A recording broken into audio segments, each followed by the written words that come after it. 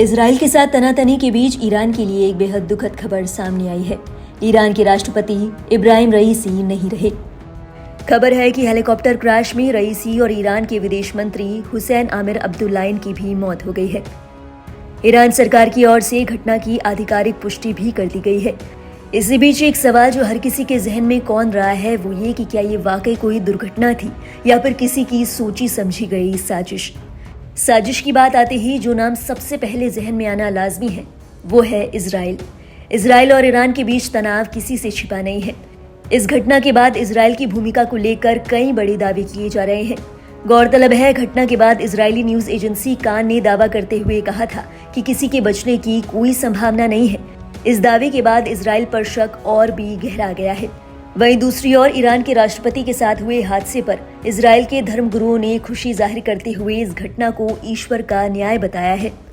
एक Israeli media portal की माने तो इजराइल के रबी मीर अबुलतुल ने एक फेसबुक पोस्ट के जरिए रईसी को तेहरान का जल्लाद बताया है और इजराइल और यहूदियों के प्रति उनके विरोध के लिए उनकी कड़ी निंदा की है। अबुलतुल ने रईसी के लिए लिखा, वो यहूदियों को फांसी देना चाहता था, इसलिए ईश्वर ने उसे और पूरे इजराइल से नफरत करने वाले उसके दल को हेलीकॉप्टर दुर्घटना में नष्ट कर दिया। देखिए, डेफिनेटली ये प्रश्न उठ रहा है इस समय और काफी दिन तक उठता रहेगा कि ये जो एक्सीडेंट हुआ है ये नेचुरल कॉज है जिसके कारण या किसी साजिश खास करके इजराइल द्वारा करी गई है। और इजराइल का माना जाता है और जाना जाता है और पता भी है कि इजराइल इस तरह की इस तरह की हादसे करने में माहिर है।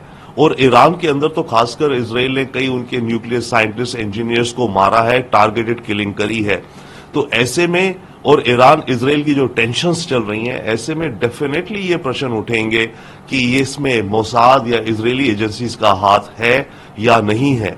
परंतु जहां तक अभी समझ आ रहा है वो ये है कि ये मामला मौसम से रिलेटेड है। माउंटेनियस रीजन था, रात का समय था, बारिश थी, फॉग थी, अंधेरा था और तब ये एक्सीडेंट हुआ है।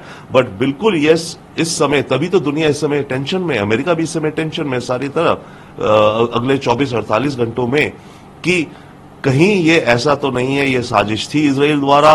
और अगर नहीं भी थी, ईरान की लीडरशिप अगर इस बात को मान ले कि ये साजिश थी और ये मोसाद ने कराया है तो फिर ईरान का कुछ रिएक्शन हो सकता है। तो एक खतरा है अभी फिलहाल अगले 48-72 घंटों के लिए।